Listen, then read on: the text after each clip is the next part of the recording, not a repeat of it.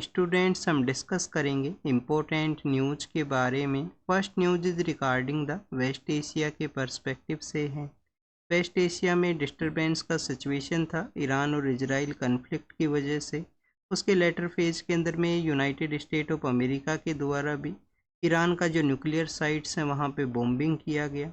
बाद में आप देखिए कि ईरान के द्वारा रिटेलिएट किया गया। यूएस के जो बेसेज हैं जो कि मिडिल ईस्ट के कंट्रीज हैं वहाँ पे सिचुएटेड हैं, उन कंट्रीज़ के ऊपर में रिटेलिएट करते हुए अब उसी एरिया के अंदर में सीज फायर है उसको ऑब्जर्व किया गया है। यूएस के जो प्रेसिडेंट हैं उनके द्वारा सोशल साइट्स के ऊपर लिखा गया कि उनके द्वारा इंटरवेन करते हुए सीज फायर को एग्जिस्टेंस में लाया गया है, पीस को इस्टेब्लिश किया गया है।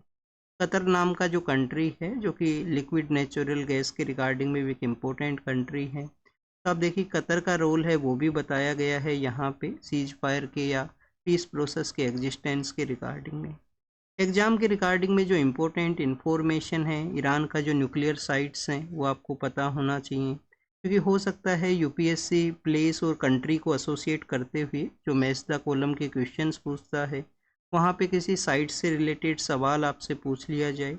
नतांज काफ़ी फेमस साइट है, काफ़ी बार न्यूज़ में रहा करता है, तो वो साइट से एक बार आप ज़रूर से देखना। इजराइल का जो एयर डिफेंस सिस्टम है, जो डिफरेंट काइंड ऑफ सिस्टम्स हैं वो न्यूज़ में रहा करते हैं, जिसमें हम आयरन डोम के बारे में भी रीड करते हैं। फिर इंडिया और इजराइल के कंट्रीब्यूशन के साथ में जो बराक 8 है जो एग्जिस्टेंस में आया है उसके बारे में भी हम रीड करते हैं। ऑलरेडी इन सब पॉइंट्स को हम डिस्कस कर चुके हैं। अगर हम इंटरनेशनल रिलेशन के अंदर में जो ऑर्गेनाइजेशंस के पर्सपेक्टिव से डिस्कस करें तो गल्फ कोऑपरेशन काउंसिल है वो न्यूज़ के अंदर में था, क्योंकि उन कंट्रीज़ के ऊपर में अटैक हुआ था ईरान के द्वारा रिटेलिएट के थ्रू में। तो 6 कंट्रीज़ हैं जो कल हमने इसके बारे में डिस्कस किया। 6 कंट्री कौन से हैं? सऊदी अरेबिया है, यूनाइटेड अरब अमीरात है, उसके बाद में आप देखिए कि कुवैत है, बहरीन है, ओमान है और कतर है। ईरान और इराक नाम की जो कंट्री हैं वो इसके पार्ट नहीं हैं। ऑर्गेनाइजेशन ऑफ इस्लामिक कंट्रीज़ के बारे में एक जो ऑर्गेनाइजेशन है वो न्यूज़ के अंदर में था, क्योंकि ईरान के द्वारा कोशिश किया गया था कि डिप्लोमेटिक चैनल्स को भी मैक्सिमम यूज किया जा सके। तो ऑर्गेनाइजेशन ऑफ इस्लामिक कंट्रीज़ के अंदर में बस आपको पता ये होना चाहिए कि इंडिया इसका मेंबर है वो नहीं है, और इसका जो हेडक्वार्टर है सऊदी अरेबिया का एक सिटी है जेदा नाम का जो सिटी है वहाँ पे इसका हेडक्वार्टर है वो सिचुएटेड है। इंडिया के अंदर में आप देखिए कि पॉपुलेशन तो काफ़ी ज़्यादा है, जो इस्लाम के जो फॉलोवर्स हैं जो मुस्लिम कम्युनिटी हैं उनका पॉपुलेशन काफ़ी ज़्यादा है, बट इसके अंदर में जो मेंबरशिप है वो नहीं मिला है, क्योंकि इनिशियली पार्ट के अंदर में जब मेंबरशिप का समय था या इसको इस्टेब्लिश किया गया था उस दौरान में पाकिस्तान का जो मोर डोमिनेशन हुआ करता था वेस्ट एशियन कंट्रीज़ के अंदर में, और उनके द्वारा इंडिया का जो एंट्री है उसको डिनाई किया गया था। नेक्स्ट अगर हम बात करें स्टूडेंट्स, यूरोपियन जो बिग पावर कंट्रीज़ हैं वो भी न्यूज़ के अंदर में थे, जिसको कि हम EU3 के नाम से जानते हैं। कौन कौन से वो कंट्रीज़ हैं? आप देखिए कि यूनाइटेड किंगडम है, फिर आप देखिए कि जर्मनी है और फ्रांस है, जिसमें आप फ्रांस को पहले रख सकते हो क्योंकि वो यूनाइटेड नेशन सिक्योरिटी काउंसिल का भी परमानेंट मेंबरशिप है। तो 3 कंट्रीज़ हैं जिनको कि EU3 के नाम से जानते हैं, उनके साथ में भी डिप्लोमेटिक चैनल्स के थ्रू डिस्कशन है वो हुआ था। हमारी अथॉरिटीज़ के द्वारा क्या यहाँ पे कैरी आउट हुआ था इस कन्फ्लिक्ट के अंदर में? एक तो आप देखिए कि PM सर के द्वारा डिस्कस किया गया, उनके द्वारा कहा गया था कि किसी भी तरीके से यहाँ पे कन्फ्लिक्ट का समय नहीं है, पीस एंड डायलॉग प्रोसेस के थ्रू आप कैरी आउट कीजिए जो भी आपके डिफरेंसेस हैं। नेक्स्ट अगर हम बात करें स्टूडेंट्स, ऑपरेशन सिंधु हमारी जो गवर्नमेंट है उनके द्वारा आप देखिए कि समय समय पे जब भी किसी कंट्री के अंदर कोई सिचुएशन ख़राब होता है, लॉ एंड ऑर्डर का सिचुएशन होता है या आप देखिए कि अटैक का सिचुएशन है, तो उस दौरान में हमारे सिविलियन पर्सन्स को रेस्क्यू किया जाता है अथॉरिटीज़ के द्वारा। तो ये रेस्क्यू प्रोसेस 90s के समय से है। जब हम कुवैत वॉर के समय में एयरलिफ्ट का प्रोसेस देखते हैं, 1,70,000 के आसपास इंडियन पर्सन्स को आप देखिए कि इवैक्यूएट किया गया था उस कुवैत वॉर के दौरान में 90s के समय में। ऑपरेशन सिंधु गवर्नमेंट के द्वारा लॉन्च किया गया, जिसके अंदर इजराइल के अंदर में जो हमारे पर्सन हैं, ईरान के अंदर में जो मैक्सिमम मेडिकल स्टूडेंट्स हैं, जो हमारे वर्कर्स हैं, उनको रेस्क्यू है वो किया गया। 2200 के आसपास बताए गए हैं नंबर्स, एग्जैक्ट नंबर्स हैं वो डिफरेंट हैं, एग्जाम में पूछे भी नहीं जाते हैं कि कितने पर्सनस हैं जिनको रेस्क्यू किया गया। इससे पहले और भी ऑपरेशन हमने लॉन्च किए हैं, एयरलिफ्ट के बारे में भी हमने डिस्कस किया। 2006 के समय आप देखिए कि जो लेबनान है, जो कि इजराइल के नॉर्दर्न पार्ट के अंदर में है, लेबनान नाम का कंट्री, और वहाँ पे जो इंसर्जेंट ऑर्गेनाइजेशन है वो कौन सा है स्टूडेंट्स? हजीबुल्लाह वहाँ का एक इंसर्जेंट ऑर्गेनाइजेशन है, जिसको कि ईरान बेसिकली अपना फंडिंग है या सपोर्ट उसको प्रोवाइड करता है। वो जो 3 ऑर्गेनाइजेशन है जिसको आप 3H के नाम से याद रख सकते हो। 3H कैसे? लेबनान के अंदर में है, आप देखिए कि हजीबुल्लाह है, लेबनान के अंदर में हजीबुल्लाह नाम का ऑर्गेनाइजेशन है। फिर इजराइल का ही जो साउथ वेस्टर्न पार्ट है, जहाँ पे गाजा स्ट्रिप सिचुएटेड है, तो गजा के उस एरिया के अंदर में आप देखिए कि हमास डोमिनेट करता है। हमास का वहाँ पे आपको एरिया देखने के लिए मिलेगा। और यमन के अंदर में होती रेबल्स हैं, होतीज हैं, जिनके द्वारा वहाँ पे पावर को कैप्चर कर लिया गया था। तो 3H हैं, जिनको एक्सिस ऑफ रेजिस्टेंस भी कहा जाता है। ईरान के द्वारा इनका सपोर्ट है वो हुआ करता है। तो लेबनान वॉर का सिचुएशन था इजराइल के साथ में, उस समय भी हमारी गवर्नमेंट के द्वारा ऑपरेशन सुकून को लॉन्च किया गया था। ऑपरेशन सुकून के बाद में 2011 के समय जब लीबिया के अंदर में राइट टू प्रोटेक्ट के रिगार्डिंग में यूएस के द्वारा इंटरवेन किया जाता है, तो उस समय में हमने सेफ होम कमिंग नाम का जो ऑपरेशन है उसको लॉन्च किया था। सेफ होम कमिंग है, जिसके अंदर हमारे जो नाइबर कंट्रीज़ हैं, जिसमें आप देखिए कि श्रीलंका भी है, इवन पाकिस्तान के भी कुछ सिविलियन पर्सन हैं जिनको कि हमारी अथॉरिटीज़ के द्वारा ही इवैक्यूएट किया गया। तो इवैक्यूएशन के रिगार्डिंग में आपसे सवाल पूछे जा सकते हैं जब भी कोई या आप इस पॉइंट को अपने आंसर के अंदर में यूज कर सकते हो। आपसे पूछ लिया जाएगा कि हम यहाँ पे जो फाइनेंशियली सपोर्ट नहीं प्रोवाइड करते हैं मेजरली लेवल के ऊपर में, बट कैसे हमारे जो डिप्लोमेटिक चैनल्स हैं मैक्सिमम कंट्रीज़ के साथ में अच्छे रिलेशन आपको देखने के लिए मिलेंगे। तो उसके बिहाइंड का फर्स्ट रीजन है कि जो ट्रेडिशनल जो कल्चरल डिप्लोमेसी है उसको हम यूटिलाइज करते हैं, that is known as the one kind of soft diplomacy भी बोला करते हैं। सेकंड, आप देखिए कि यहाँ पे जिस भी ह्यूमैनिटेरियन असिस्टेंस का ज़रूरत है तो इंडिया अपना ह्यूमैनिटेरियन असिस्टेंस को प्रोवाइड करता है। कोई इमरजेंसी वॉर का सिचुएशन हो, कोई वहाँ पे मेडिकल सपोर्ट प्रोवाइड करना हो। कोविड-19 का जब आउटब्रेक हुआ था तो उस समय में जो वैक्सीन जब आप देखिए कि प्रिपेयर किया गया, तो हमारा यहाँ पे डिप्लोमेटिक चैनल्स के थ्रू वैक्सीन मैत्री है, वैक्सीन मैत्री नाम का एक इनिशिएटिव चलाया गया, और उसके अंदर में हमने काफ़ी सारे ऐसे जो मिडिल इनकम कंट्रीज़ हैं, लो डेवलप्ड कंट्रीज़ हैं, उनको वैक्सीन प्रोवाइड किया था इंडियन हमारी गवर्नमेंट के द्वारा ही। तो ये पॉजिटिव्स हैं हमारे, इनको आप कहीं ना कहीं यूज कर सकते हो। फिर आप देखिए कि ऑपरेशन राहत है, ऑपरेशन राहत के अलावा ऑपरेशन संकट मोचन है, जो कि साउथ सूडान के वहाँ पे लॉन्च हुआ था। तो एक अलग अलग एरियाज के बारे में एक बार इनको देख लेना। अफगानिस्तान में जब तालिबान के द्वारा पावर को टेक ओवर किया गया था 2021 के समय में, तो वहाँ से जो इंडियन पर्सन्स हैं या ऐसे पर्सन जिनको कि आना था, उनको लाने की रिगार्डिंग में जो ऑपरेशन है वो कौन सा था? क्या ऑपरेशन देवी शक्ति था या ऑपरेशन गंगा था? ये आप कमेंट सेक्शन के अंदर बताना। ये आपका होमवर्क है, ये आपका होमवर्क है कि 2021 के समय कौन सा ऑपरेशन हमने लॉन्च किया था। सिंधु के बारे में अगर हम बात करें, जो हमारा इंडस रिवर है जिसको कि सिंधु रिवर भी बोलते हैं, और इंडस वैली सिविलाइजेशन आपको पता होगा, जिसको हिंदी में जब हम रीड करते हैं तो सिंधु घाटी सभ्यता, वैली मीन्स घाटी हुआ करता है हिंदी में वर्ड, तो सिंधु घाटी सभ्यता इंडस वैली सिविलाइजेशन है। अब सिंधु से ही आप देखिए कि जो हिंदू वर्ड है वो बनता है, जो हमारे फॉरेनर्स आते हैं वो अपना एस को एच के रूप से वो प्रोनाउंस किया करते थे, तो उसके रिगार्डिंग में भी हमारा जो हिंदू, फिर हिंदूज का जो डोमिनेटेड एरिया है वो हिंदुस्तान बोला गया। हिंदी लैंग्वेज का यूज किया करते थे, बट रीजनल डायलेक्ट्स काफ़ी सारे हैं, डाइवर्सिटी काफ़ी ज़्यादा है हमारी कंट्री में। तो ये बेसिकली कुछ हिस्टोरिकल जो पर्सपेक्टिव है वो हमने देखा। अब नेक्स्ट अगर हम बात करें रेलवे के बारे में है, रेलवे के द्वारा आप देखिए कि कंसीडर किया गया है कि हमारा जो मार्जिनल हाइक किया जा सकता है, जो किराया है, जो फेयर है, उसको लिटिल बिट यहाँ पे हायर है वो किया जा सकता है। 1 पैसा पर किलोमीटर के आसपास बताया गया है कि जब आप 100 किलोमीटर को क्रॉस करते हो तो आपको 1 रुपये एक्स्ट्रा जो चार्ज है वो किया जाएगा। क्यों यहाँ पे ये कैरी आउट करना है? कैरी आउट इस वजह से करना है कि जो रिवेन्यू है उसको इंक्रीज किया जा सके, जिस तरीके का डिमांड है। न्यू फैसिलिटीज़ गवर्नमेंट प्रोवाइड करती है रेलवे इंफ्रास्ट्रक्चर के अंदर में। आप देखिए कि न्यू ट्रेन्स हैं, न्यू यहाँ पे रेलवे स्टेशंस हैं, रेलवे स्टेशंस को काफ़ी क्लीन एंड वो बनाने का भी कोशिश किया गया है, model kind of railway station, जिसमें अब देखिए कि उनको एक एक यहाँ पे एक सिंबल के रूप से यूज किया जा सके, पीपल अवेयर हो सकें, स्वच्छ भारत अभियान के अंदर में कंट्रीब्यूट कर सकें, किसी भी तरीके का जो गंदगी है वो ना फैलाएं स्टेशंस के ऊपर में।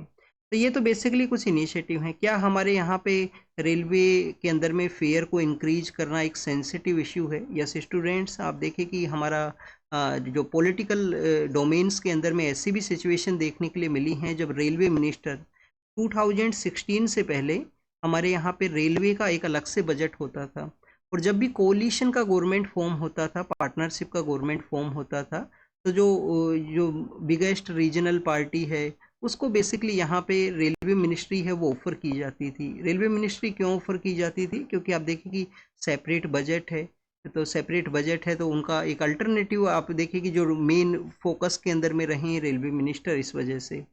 तो स्टूडेंट्स यहाँ पे जो 2016 के समय ये जो अलग से रेलवे बजट प्रेजेंट करने का जो प्रोसेस है उसको यहाँ पे ज्वाइन कर दिया गया। जनरल बजट के साथ में ही रेलवे का जो बजट है वो प्रेजेंट किया जाता है।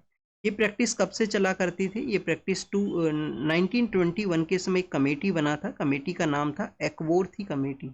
कमेटी का नाम क्या था स्टूडेंट्स? एक्वर्थी कमेटी। उसके द्वारा ये सजेस्ट किया गया था। एसी ओर्थी कमेटी भी बोल सकते हो इसे, और विवेक देबोराय कमेटी के बाद में इसको क्लोज है वो कर दिया गया। नेक्स्ट अगर हम बात करें, आप देखिए कि पॉलिटिकल डोमेन में ऐसा सिचुएशन हुआ कि एक मिनिस्टर के द्वारा 2012 के समय का वो डिस्कशन है, मिनिस्टर के द्वारा जो फेयर है उसको हाइक किया गया था। हाइक किया गया रेलवे के इंफ्रास्ट्रक्चर या रेवेन्यू को ही बूस्ट करने के रिगार्डिंग में, या रेलवे का जो जीडीपी के अंदर कंट्रीब्यूशन है उसको इंक्रीज करने के पर्सपेक्टिव से। और उसका फिर अपोजिशन हुआ, उनका जो खुद का जो पॉलिटिकल पार्टी था उन्होंने भी उसका अपोज किया और उनको रिजाइन करना पड़ा, क्योंकि उन्होंने बजट के अंदर में ये प्रपोज कर दिया था कि रेलवे का जो फेयर है उसको हम हाइक करेंगे। नेक्स्ट अगर हम बात करें अब रेलवे के ही बारे में, तो रेलवे का हमारा फ्रीडम मूवमेंट में क्या कुछ कंट्रीब्यूशन है?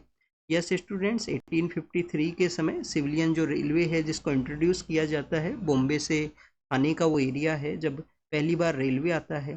और नेशनलाइजेशन का जो प्रोसेस है जो हमें यूनाइट करने के रिगार्डिंग में, अब देखिए कि हमारे जो रिवोल्यूशनरी हैं, कोई रिवोल्यूशनरी यहाँ पे महाराष्ट्र से बिलोंग करता है, कोई रिवोल्यूशनरी है वो बंगाल से बिलोंग करता है, तो वो एक दूसरे से कनेक्ट कैसे हुए? जब रेलवे इंफ्रास्ट्रक्चर का बूस्ट हुआ, ब्रिटिश ने अपने बेनिफिट के रिगार्डिंग में उसको बूस्ट किया था, यहाँ से रॉ मटेरियल है उसको ले जा सके, उनका इंडस्ट्रियल रिवॉल्यूशन को वो एस्पिरेशन है उसको फुलफिल कर सके।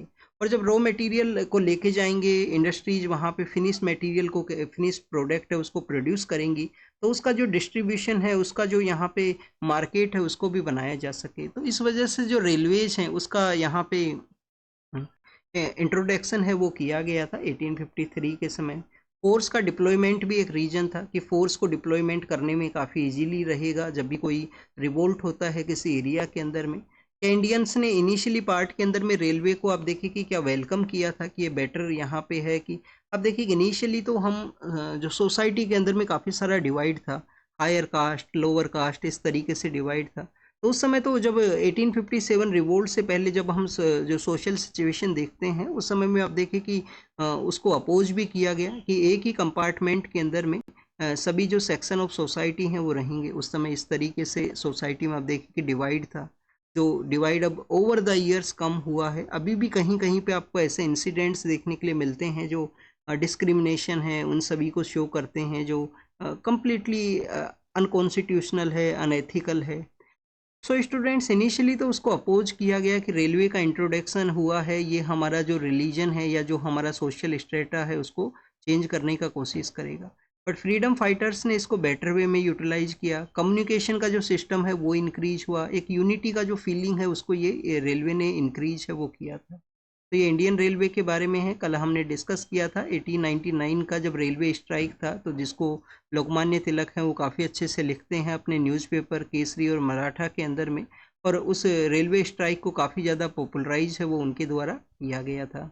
तो this is all the information related to the railway के बारे में। अब वंदे भारत रेलवे के बारे में हम काफ़ी बार डिस्कस करते हैं, वो भी आपको पता होना चाहिए कि सेमी हाई स्पीड है या हाई स्पीड वो रेलवे लाइन है, रेलवे ट्रेन है। तो सेमी हाई स्पीड है वो बेसिकली इंडिया का जो रेलवे सिस्टम है वो 4th लार्जेस्ट है, साइज के अकॉर्डिंग में हमारा 4th लार्जेस्ट रेलवे सिस्टम है। नेक्स्ट अगर हम बात करें स्टूडेंट्स, इलेक्शन कमीशन के पर्सपेक्टिव से है।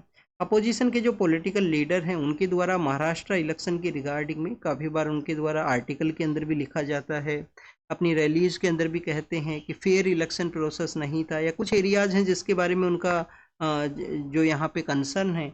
तो उसके पर्सपेक्टिव से आप देखें कि इलेक्शन कमीशन ने उन्होंने एक टाइम दिया है कि आप आके इसको डिस्कस कीजिए, जो भी आपके कंसर्न्स हैं, क्योंकि इलेक्शन कमीशन एक कॉन्स्टिट्यूशनल बॉडी है और हमारे कंट्री में डेमोक्रेसी का सर्वाइवल, हमारे जो फॉर्मर CGI हैं वो ये बोला करते थे कि अगर डेमोक्रेसी को सर्वाइव करना है तो इंस्टीट्यूशंस को सर्वाइव करना होगा। इंस्टीट्यूशंस अगर अपना रोल को प्ले नहीं करेंगे तो आप देखिए कि डेमोक्रेसी का जो सर्वाइवल है वो नहीं रहेगा। इलेक्शन कमीशन क्या है? एक कॉन्स्टिट्यूशनल बॉडी है। आर्टिकल 324 के अंडर में ये मेंशन है कि फ्री एंड फेयर वे के अंदर में इलेक्शन को इनके द्वारा जो कंटेस्ट करवाना है, इलेक्शन को कैरी आउट करना है। हमारे जो चीफ इलेक्शन कमिश्नर हैं हमारे, आप देखिए कि मल्टी मेंबर बॉडी भी है। पहले तो ओनली वन जो चीफ इलेक्शन कमिश्नर हुआ करते थे, इलेक्शन कमिश्नर्स नहीं होते थे। फिर इसको मल्टीपल मेंबर बॉडी बनाया गया, फिर इसको फिर से सिंगुलर मेंबर बॉडी बना दिया गया, और बाद में इसको जब 73rd and 74th constitution amendment act आया तो इसको फिर से मल्टी मेंबर बॉडी के रूप से सेटअप किया गया। तो ये प्रेजेंट समय में 1 हमारे यहाँ पे चीफ इलेक्शन कमिश्नर होते हैं और 2 यहाँ पे आपको इलेक्शन कमिश्नर्स देखने के लिए मिलेंगे। CEC का जो अपॉइंटमेंट प्रोसेस है उसके रिगार्डिंग में एक सिलेक्शन कमेटी होती है। सिलेक्शन कमेटी को अनूप बरनवाल केस के थ्रू सुप्रीम कोर्ट के द्वारा डिसाइड किया गया था। फिर गवर्नमेंट ने अपना एक प्रपोजल लेके आए, गवर्नमेंट ने उस जो रिकमेंडेशन था अनूप बरनवाल केस का उसको चेंज करते हुए, आप देखिए कि उसको चेंज करते हुए जो सिलेक्शन कमेटी के जो मेंबर्स हैं उनको वहाँ से ऐड किया। CGI को रिमूव कर दिया गया और वहाँ पे जो बेसिकली गवर्नमेंट ने अपना जो मिनिस्टर हैं उनको वहाँ पे इंक्लूड किया। तो ये तो इलेक्शन कमीशन के बारे में हुआ। कौन से ऐसी जो पार्ट हैं, क्या इलेक्शन कमिश्नर को अपॉइंट करना है तो उसका जो क्वालिफिकेशन है क्या कॉन्स्टिट्यूशन के अंदर में मेंशन है? क्या कॉन्स्टिट्यूशन के अंदर में इलेक्शन कमिश्नर्स के अपॉइंटमेंट का जो क्वालिफिकेशन है वो मेंशन है या नहीं है? क्या टाइम पीरियड उनका मेंशन है? क्या रीअपॉइंटमेंट उनका मेंशन है? तो ये 3 पार्ट हैं। अगर आपको नहीं पता है, पॉलिटी का बुक होगा आपका लक्ष्मीकांत, जो काफ़ी सारे स्टूडेंट्स रीड करते हैं, वहाँ पे जाना, चैप्टर को ओपन करना, चैप्टर ओपन करने के बाद में उसके अंदर में मेंशन है, क्वालिफिकेशन का पता बताया गया है नहीं बताया गया, टर्म्स के बारे में बताया गया है या टाइम पीरियड के बारे में बताया गया है, और रीअपॉइंटमेंट के बारे में मेंशन है या नहीं है। नेक्स्ट अगर हम बात करें स्टूडेंट्स, मॉरिशस के पर्सपेक्टिव से है। मॉरिशस इंडियन ओशन रीजन का एक कंट्री है। वेस्टर्न इंडियन जो वेस्टर्न पार्ट है इंडियन ओशन रीजन का, उसके वहाँ पे सिचुएटेड है। इंडिया के साथ में कैसा रिलेशन है और अभी हमारे PM सर के द्वारा क्यों उनके जो प्राइम मिनिस्टर हैं उनको इनवाइट किया गया है इंडिया के पर्सपेक्टिव से। आप देखिए कि जो मॉरिशस है वहाँ पे 70% जो पॉपुलेशन है वो इंडियन ओरिजिन का रहा करती है। मैक्सिममली जो हमारा उत्तर प्रदेश एंड बिहार का जो रीजन है वहाँ के लोग हैं जिनको ले जाया गया था, ब्रिटिश लेके जाया करते थे हमारे लोगों को एज ए लेबरर के रूप से। और आप देखिए कि वहाँ पे जो टी का प्लांटेशन कैरी आउट करना है, कॉफ़ी का प्लांटेशन करना है, इसके रिगार्डिंग में ऐसे आपको जो इंडियन लेबर्स का जो माइग्रेशन है जो कि आपको कॉलोनियल एरा के समय देखने के लिए मिलेगा। फिर आप देखिए कि ऐसे कंट्रीज को हम क्या बोला करते हैं? ऐसे कंट्रीज को बोला करते हैं गिरमिटियाज कंट्रीज। गिरमिटिया कंट्री कौन से होते हैं? ऐसे जहाँ पे कॉलोनियल एरा के समय इंडियन लेबरर्स को ले जाया गया और अब वो वहाँ पे आप देखिए कि पॉलिटिकल डोमेन के रूप से इमर्ज हुए हैं। भोजपुरी जो लैंग्वेज है उसको भी वहाँ पे काफ़ी सारे स्पीकिंग पर्सन हैं, मराठी लैंग्वेज के भी काफ़ी सारे स्पीकिंग पर्सनस हैं। तो ये मॉरिशस का वहाँ पे जोग्राफिकल सिचुएशन हुआ कि कैसा वहाँ पे सोशियो कंडीशंस हैं। नेक्स्ट आप देखिए कि मॉरिशस का जो 12 मार्च का जो डे है उसको हम ऑब्जर्व करते हैं एज ए वहाँ का नेशनल डे है। जैसे हमारे यहाँ पे जो फ्रीडम डे होता है, रिपब्लिक डे हुआ करता है, इंडिपेंडेंस डे हुआ करता है, उस तरीके से। क्या इंडिया के साथ में कोई रिलेशन है 12 मार्च का? यस स्टूडेंट्स, हमारे जो मोहनदास करमचंद गांधी हैं उनके द्वारा जो डांडी मार्च, जो नमक का जो कानून उनके द्वारा ब्रेक किया गया था सोल्ट बनाने के बाद में, तो आप देखिए कि 12 मार्च को ही उनका जो डे है वो स्टार्ट होता है। यहाँ पे फिर इन लोगों ने 12 मार्च को ही क्यों रिकॉग्नाइज किया? क्योंकि MK गांधी जब इंडिया के लिए आने वाले थे, वो अफ्रीका गए थे 1893 के समय में। वापस कब लौटे थे? 1915 के समय वापस लौटते हैं। बट एक बार मिडिल पीरियड के अंदर में वो एक कांग्रेस सेशन को अटेंड करने के लिए आते हैं 1901 के फर्स्ट टाइम वो कांग्रेस सेशन के अंदर में अपीयर होते हैं। उसके प्रेसिडेंट नहीं बने थे बट अपीयर हुए थे, उसका जो स्टेज है वहाँ पे। तो एम के गांधी जब आते हैं तो उस समय में वो मॉरिशस के वहाँ पे रुकते हैं, लोगों को वहाँ पे स्ट्रगल करने के लिए मोटिवेट करते हैं। उसी इन्फ्लुएंस को देखते हुए मॉरिशस के जो फाउंडिंग फादर्स हैं उनके द्वारा 12 मार्च को उनका जो नेशनल डे है, जो फ्रीडम डे है, उसको ऑब्जर्व किया गया। पीएम सर मॉरिशस के लिए गए थे, 2015 के समय गए थे, फिर आप देखिए कि 2025 के समय गए थे, अभी मार्च के समय में। तो जब 15 के समय जब पीएम सर गए हमारे, तो उनके द्वारा सागर इनिशिएटिव लॉन्च किया गया, security and growth for all in the region. अब जब गए तो उनके द्वारा क्या लॉन्च किया गया स्टूडेंट्स? महासागर। महासागर उनके द्वारा लॉन्च किया गया। अब ये सागर का ही एक्सटेंडेड पार्ट है महासागर। अब इस महासागर के अंदर में क्या है? Mutual and holistic advancement, mutual and holistic advancement, mutual and holistic advancement और security and growth for all in the region. तो ये इंडिया का इनिशिएटिव है। उसी के जो प्रिंसिपल्स हैं कि किन किन पैरामीटर्स के ऊपर में महासागर कैरी आउट करेगा, उसको डिस्कस करने के लिए पीएम सर ने वहाँ के जो पॉलिटिकल लीडर हैं उनको इनवाइट है वो किया है। इसके अलावा आप देखिए कि हमारा मॉरिशस के साथ में कैसा रिलेशन है। डबल टैक्सेशन अवॉइडेंस एग्रीमेंट है वो हमने साइन किया है कि कोई यहाँ पे डबल टैक्सेशन ना लगे, तो इसको हमने साइन किया। मॉरिशस के थ्रू काफ़ी सारा जो एफडीआई है वो इंडिया के लिए आता है। कोई सेल कंपनी के थ्रू या राउंड ट्रिपिंग के थ्रू तो नहीं आ रहा है, तो वहाँ के मिनिस्टर्स इसको क्लियरिफाई करते हैं जब भी लीडर्स का मीटिंग होता है कि कोई सेल कंपनी है वो नहीं ऑपरेट करती है, वहाँ से काफ़ी सारा एफडीआई है वो क्यों आ रहा है, क्या हमारे ही इंडियन पर्सन का पैसा राउंड ट्रिप करके आ रहा है इंडिया के अंदर में। नेक्स्ट अगर हम बात करें सुभाष चंद्र बोस जो हमारे फ्रीडम फाइटर हैं, उनके साथ में भी जो प्रेजेंट पीएम हैं उनके जो फादर हैं उनका वर्क हुआ करता था ब्रिटिश के, जो ब्रिटेन है वहाँ पे जब सुभाष चंद्र बोस का टाइम पीरियड है। तो ये डबल टैक्सेशन अवॉइडेंस एग्रीमेंट के बारे में हुआ। इंडियन ओशन रीजन का जो इंफॉर्मेशन फ्यूजन सेंटर है जो कि मैरीटाइम सिक्योरिटी मैरीटाइम सर्विलेंस के लिए इम्पोर्टेंट है, तो उसमें भी आप देखिए कि मॉरिशस का एक रोल है वहाँ पे मैरीटाइम सिक्योरिटी को कैरी आउट करने के पर्सपेक्टिव से। बाबा बंदा सिंह बहादुर के बारे में है, गवर्नमेंट का एडवर्टाइजमेंट है, हरियाणा गवर्नमेंट का, उनके द्वारा बाबा बंदा सिंह बहादुर का जो उनको याद किया गया है एडवर्टाइजमेंट के अंदर में। तो बाबा बंदा सिंह बहादुर कब हुआ करते थे, किस टाइम पीरियड के अंदर में? गुरु गोविंद सिंह हैं उनके बाद में। आप देखिए कि ये मेनली जो मुगल डायनेस्टी, जो मुगल रूलर्स उस समय रूल करते थे, उनके अगेंस्ट में रेजिस्टेंस को कैरी आउट करने के रिगार्डिंग में इनका मूवमेंट होता है। अब बाबा बंदा सिंह बहादुर किस एरिया के अंदर में मूवमेंट करते हैं? पंजाब के अंदर में सोनीपत का एरिया है जो हरियाणा, वहाँ तक एक इनके द्वारा मीटिंग्स हैं, उनको एड्रेस किया गया। मुगल अथॉरिटीज़ के अगेंस्ट में मूवमेंट इनका होता है।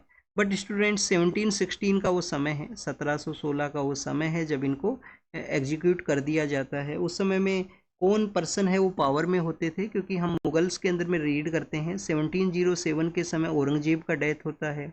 उसके बाद में कौन थे इस समय पावर के अंदर में? क्योंकि लेटर मुगल्स हैं, उनसे हो सकता है क्वेश्चन पूछ ले, काफ़ी दिनों से कोई क्वेश्चन नहीं पूछा गया है लेटर मुगल्स से, एक नया डोमेन है, यहाँ से सवाल से नहीं आए हैं।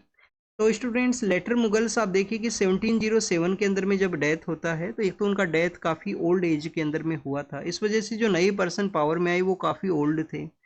एम्पायर है वो आप देखिए कि अब धीरे धीरे डैमेजिंग सिचुएशन में आ चुका था।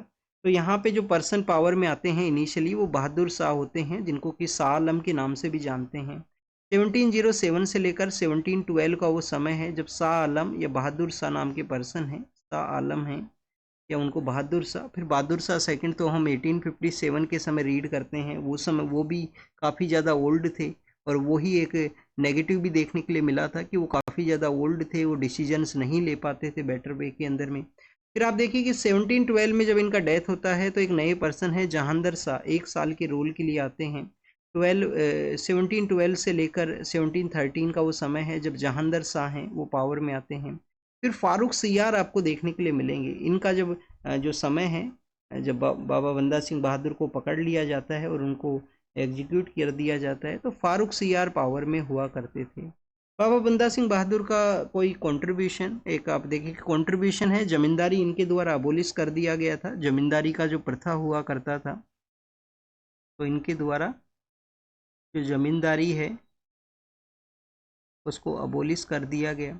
सेकंड आप देखिए कि इनके द्वारा जो नानक शाही कॉइन्स हैं, जो बाबा नानक हैं उनके रिगार्डिंग में जो नानक शाही कॉइन्स हैं, नानक साई कोइंस हैं, उनको इनके द्वारा चलाया गया था और कंटिन्यूस रेजिस्टेंस को कैरी आउट किए थे। नेक्स्ट अगर हम बात करें सेफ ड्रिंकिंग वाटर के बारे में है, 2 बिलियन के आसपास वर्ल्ड के अंदर इतने पर्सन हैं जिनके पास में सेफ ड्रिंकिंग वाटर का जो कंडीशन है वो नहीं है। फर्स्ट ऑफ ऑल आपको ड्रिंकिंग वाटर के बारे में पता होना चाहिए कि ड्रिंकिंग वाटर जो है वो सेफ लोगों के पास में है, तो उनका मेन सोर्स क्या है। एक तो आप देखिए कि उनका हायर इनकम कंट्रीज के अंदर में प्रेजेंस होना, हायर इनकम कंट्रीज में उनका प्रेजेंस होना जहाँ पे ये जो बेसिक एडमिनिस्ट्रेशन का जो फैसिलिटीज़ हैं वो प्रोवाइड होती हैं। सेकेंड आप देखिए कि फ्रेश जो वाटर का जो सोर्स है वहाँ से उनके द्वारा कंज्यूम करना। बट काफ़ी बार देखने के लिए मिला है जिनके पास में कंटामिनेटेड वाटर को जो ड्रिंक किया करते हैं वो आप देखिए कि उनके पास में क्या तो पाइप के साथ में सप्लाई है, पाइप के अंदर में कंटामिनेशन है, या अब प्रेजेंट समय में तो हमारा जो ग्राउंड वाटर है उसमें भी कंटामिनेशन देखने के लिए मिलता है, आर्सेनिक का प्रेजेंस, फ्लोराइड का प्रेजेंस। तो स्टूडेंट 2 बिलियन ऐसे पर्सन हैं जिनका सेफ ड्रिंकिंग वाटर कंडीशन है वो नहीं है। ऐसे लोग मैक्सिमम कहाँ रहा करते हैं, लो इनकम कंट्रीज जो हैं, लो इनकम कंट्रीज के अंदर में इनका प्रेजेंस हुआ करता है। लिस्ट डेवलप कंट्रीज हैं वहाँ पे इनका मेजरली प्रेजेंस होता है। अब वाटर का कंडीशन बेटर नहीं है तो क्या इम्पैक्ट करेगा, तो आप देखिए कि हर एक साल आप देखिए कि 8 लाख के आसपास, 8 लाख के आसपास डेथ होती हैं, 8 लाख डेथ होती हैं जो डायरिया का जो कंडीशन है, जो कंटामिनेटेड वाटर को अगर आप ड्रिंक करोगे तो कैसे आपका बॉडी उसको रिएक्ट करता है और फिर आपको हेल्थ के जो इश्यूज हैं वो होते हैं। तो डायरिया का कंडीशन है, कोलेरा है, पोलियो है, हेपेटाइटिस है, ये कुछ ऐसे डिजीज हैं जो कि कंटामिनेटेड वाटर की वजह से होते हैं। अब ये सब डिजीज होंगे तो आप देखिए कि माल न्यूट्रिशन लेवल कम होगा, माल न्यूट्रिशन लेवल कम होगा तो ओवरऑल ग्रोथ है, जो बॉडी का फंक्शनिंग है उसमें इम्पैक्ट होगा, हेल्थ का खर्चा इंक्रीज होगा। एक विशियस साइकिल है ये कम्प्लीटली, फूड से लेकर हेल्थ का यहाँ पे कैरी आउट करने के रिगार्डिंग में कि आपको प्रॉपर फूड कंज्यूम करना है, प्रॉपर वाटर होना चाहिए जो सेफ होना चाहिए। फिर आप देखिए कि जब भी आप यहाँ पे एक न्यूट्रिशनल साइकिल है, इससे जो विशेष साइकिल है इससे बाहर निकल सकते हो, नहीं तो आप देखिए कि आपका बेसिकली इम्पैक्ट करेगा, फिर आपका जो इकोनॉमी है उसको इम्पैक्ट करेगा और वो फिर कंप्लीट इम्पैक्ट हो जाएगा वहाँ पे। ग्राउंड वाटर के अंदर भी कंटामिनेशन इंक्रीज हुआ है। सेंट्रल ग्राउंड वाटर बोर्ड है हमारे यहाँ पे जो समय समय पे रिपोर्ट निकालता है। मैक्सिमम हमारे जो डिस्ट्रिक्ट्स हैं जिनका ग्राउंड वाटर कंडीशन है वो बेटर नहीं है। यूएस के द्वारा B2 बॉम्बिंग है वो किया गया था, जिनको कि बंकर बस्टर या B2 बॉम्ब्स के नाम से हम जानते हैं। तो आप देखिए कि इस तरीके का वो प्लेन हुआ करता है जो कि जिनको डिटेक्ट करना काफ़ी ज़्यादा डिफ़िकल्ट है। ऐसे जो जो बेसिकली प्लेन्स हैं जिनको कि B2 स्प्लिट स्टेल्थ बॉम्बर्स के नाम से भी जानते हैं, और जो किसी भी कंट्री का जो रडार सिस्टम है, रडार सिस्टम इनको डिटेक्ट है वो नहीं कर पाता। इनका आप देखिए कि एयर के अंदर ही फ्यूलिंग का कंडीशन हुआ करता है, एयर के अंदर ही अपना जो रिफ्यूलिंग अगर इनको करना है तो कर सकते हैं। 36 आवर्स का समय बताया गया है जब तक ये कंटिन्यूस स्काई के अंदर में इन B2 जो बॉम्बर जो प्लेन्स हैं उनका प्रेजेंस में था। 21 ये प्लेन्स हुआ करते थे जो रिड्यूस होकर 19 हो चुके हैं। एक क्रैश हुआ, एक वहाँ पे डैमेज हो चुका है, तो 19 इनका नंबर्स हैं। अब इनको आप देखिए कि डीकमीशन करने के बारे में भी कहा करते हैं। इम्पोर्टेंस किस वजह से है कि ईरान में जब अटैक हुए तो रडार सिस्टम इनको डिटेक्ट है वो नहीं कर पाती हैं। इनको इस तरीके से प्रिपेयर किया गया है कि काफ़ी ज़्यादा जो फैसिलिटीज़ हैं वो इसमें अवेलेबल होती हैं। इस वजह से इसको लॉन्ग ड्यूरेशन के रिगार्डिंग में आप स्काई के अंदर में प्रेजेंस है वो रख सकते हो। रिफ्यूलिंग का सिस्टम है, एयर के अंदर ही रिफ्यूलिंग आप इसको कैरी आउट करोगे तो आप देखिए कि लंबे समय तक जो फ्लाइट है वो यहाँ पे प्रेजेंस हो सकता है। ईरान की वो साइट्स आप ज़रूर से देख लेना जिसमें फोर्डो नाम का जो साइट है, कौन कौन सा साइट है स्टूडेंट, फोर्डो नाम का साइट है। फोर्डो के अलावा आप देखिए कि नतांज है, नतांज है। नतांज के अलावा स्टूडेंट्स वहाँ पे इस्फान नाम का एक साइट है, इस्फान नाम का जो साइट है। ऐसे 3 साइट हैं जिनके ऊपर अटैक हुए थे। फोर्डो नाम का जो साइट है वो एक हिली एरिया में सिचुएटेड था और काफ़ी डीप बताया गया है, वहाँ पे भी इम्पैक्ट हुआ। यूएस ने अपना सैटेलाइट इमेज लॉन्च किया उसके बाद में कि कैसे क्रेटर फॉर्मेशन हुआ है, बॉम्ब जब उनके द्वारा वहाँ पे बॉम्बिंग किया गया उसके बाद में कैसे गड्ढा है, क्रेटर है वो बना है। गड्ढा मीन्स आप देखिए काफ़ी कम लेवल के ऊपर में जो डिगिंग हुआ, बट जो क्रेटर है वो काफ़ी लार्जर लेवल के ऊपर में आपको जो डिगिंग है वो कंप्लीट साइट का डैमेज है वो देखने के लिए मिलता है। इंडिया हमेशा डायलॉग एंड डिप्लोमेसी को प्रमोट करता है, तो उसी को यहाँ पे बताया गया। कतर और यूएस का रोल है वो बताया गया है। हमारा ऑपरेशन सिंधु के बारे में है जो कम्प्लीटली हमें इवेक्यूएशन है उसको कैरी आउट किया, तो ऑलरेडी डिस्कस कर चुके हैं बोथ न्यूज़ को। फिर एससीओ का मीटिंग है, एससीओ का मीटिंग चाइना के वहाँ पे कंडक्ट होगा, डिफेंस मिनिस्टर गए हैं। क्या वहाँ पे मेन थीम है इस साल जो एससीओ का मीटिंग है उसका, तो मेन थीम है वो बेसिकली यही है कि एससीओ जो संघाई के जो वहाँ पे जो मेन ऑब्जेक्टिव हैं, जो संघाई स्पिरिट है उसको आप देखिए कि अपहोल्ड है वो किया जाए। एससीओ मीटिंग 2025 का जो मेन थीम है वो क्या है कि जो संघाई का जो स्पिरिट है, संघाई 5 कंट्रीज जो एससीओ को सेटअप करते हैं उसका जो स्पिरिट है उसको यहाँ पे अपहोल्ड करना है, उसको यहाँ पे रिवाइवल करना है, उसको अपहोल्ड करना है या उसको कैरी आउट करना है। तो ये संघाई स्पिरिट के बारे में है। फिर आप देखिए कि कंट्रीज ऑलरेडी हम डिस्कस कर चुके हैं। 4 सेंट्रल एशियन कंट्रीज हैं। 4 सेंट्रल एशियन कंट्रीज कौन कौन से हैं? एक यहाँ पे ताजिकिस्तान है, तुर्कमेनिस्तान नहीं है, यही आपको याद रखना है। ताजिकिस्तान है, ताजिकिस्तान के अलावा स्टूडेंट कजाकिस्तान, किर्गिस्तान, उज्बेकिस्तान, ये 4 सेंट्रल एशियन कंट्रीज हैं।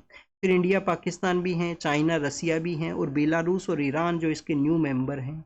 एससीओ का एक विंग है रेड्स जो कि टेररिज्म के अगेंस्ट में अपना वर्क को कैरी आउट करता है। सस्टेनेबल डेवलपमेंट गोल जो कि हमें 2030 तक अचीव करने हैं। अब कंट्रीज का कैसा प्रोग्रेस है सस्टेनेबल डेवलपमेंट गोल्स के रिगार्डिंग में? टोटल नंबर ऑफ गोल्स कितने हैं student? 17 total number of goals हैं। कैसा कंट्रीज का अचीवमेंट है, तो उसको यहाँ पे समय समय पे एनालाइज करने के रिगार्डिंग में एसडीजी गोल इंडेक्स है वो निकाला जाता है।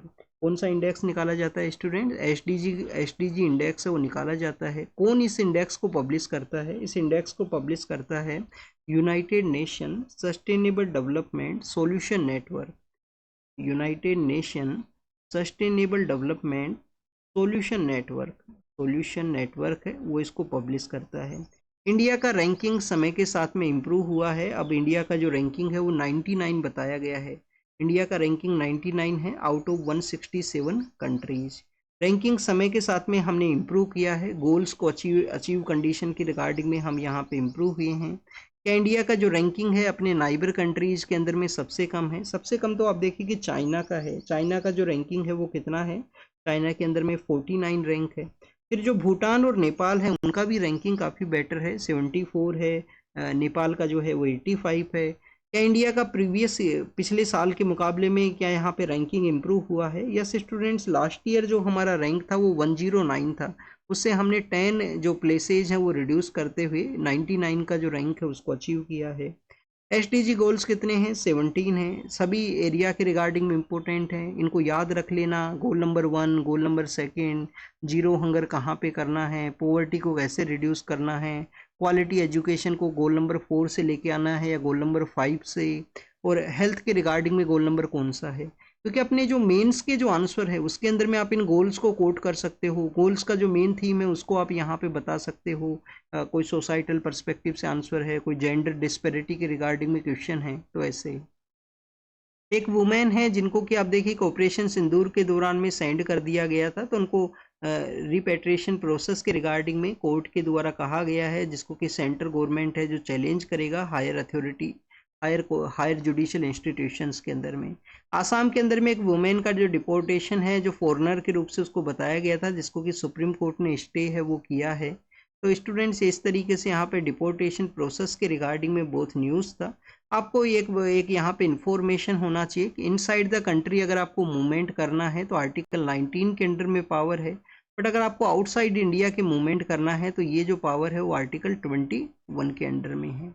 नेक्स्ट आप देखिए कि आईएमएफ का जो मैरीटाइम बॉडी है जो कि यहाँ पे हमारे जो शिप्स हैं उनके मॉनिटरिंग के रिगार्डिंग में हुआ करता है, उन्होंने बताया है कि टर्बुलेंस की सिचुएशन के समय में टर्बुलेंट वाटर के अंदर में जो ओल्ड शिप हैं जिनका कि एज यहाँ पे मोर देन 20 ईयर्स का हो चुका है, तो वो आप देखिए कि सर्वाइव नहीं कर सकते हैं, उनको रिटायर करने का ज़रूरत है। ये इम्पैक्ट कर सकता है इंडियन वाटर के अंदर में अराउंड 20,000 के आसपास जो जो जॉबलेस होने का जो सिचुएशन है वो बताया गया है कि अगर 700 वेसल्स को रिटायर किया जाएगा तो ऐसे 20,000 के आसपास जो सी फेयरर्स हैं उसके रिगार्डिंग जो पर्सनस हैं उनका जॉब लॉस है वो हो सकता है।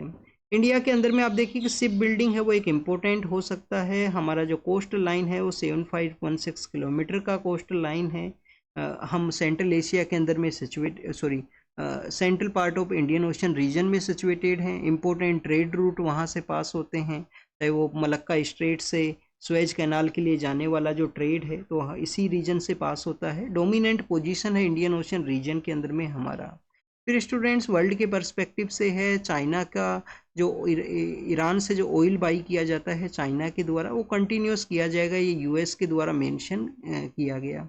यूएस के कोर्ट के द्वारा बेसिकली स्टूडेंट्स यहाँ पे डिपोर्टेशन का जो प्रोसेस है कि यूएस के अंदर में कोई इलीगल पर्सन है उसको डिपोर्ट करना है उसके होम कंट्री के अंदर में, तो उसको किसी थर्ड कंट्री के अंदर में डिपोर्ट है वो किया जा सकता है। कोर्ट ने उसको अलाउ किया है। जैसे आप देखिए कि हम यूनाइटेड किंगडम के रिगार्डिंग में रीड करते थे, यूनाइटेड किंगडम ने भी ऐसे ही जो इलीगल माइग्रेंट्स हैं जिनको कि अफ्रीकन एक कंट्री के अंदर में डिपोर्ट करने के रिगार्डिंग में प्लान लेके आए थे कि वहाँ पे उनको डिपोर्ट कर दिया जाएगा। फिर स्टूडेंट्स यहाँ पे टर्की के बारे में है, जिन्होंने अपना नाम करके तुर्कई या टर्की ही उसको प्रोनाउंस तो उसको टर्की ही करते हैं, बट लिखा उसको आप देखिए किस तरीके से जाता है। तो वहाँ पे जो पॉलिटिकल लीडर हैं एर्डोगन, जो ओटोमन एम्पायर का रिवाइवल चाहते हैं, ओटोमन एम्पायर के जो लिंक्स हैं उनको रिवाइवल चाहते हैं। तो आप देखिए कि उनके एक अपोजिट पर्सन हुआ करते थे, उनका डेथ भी हुआ था लास्ट ईयर। उन्हीं के कुछ एसोसिएट जो फॉलोवर्स हैं जिनको अरेस्ट किया गया है।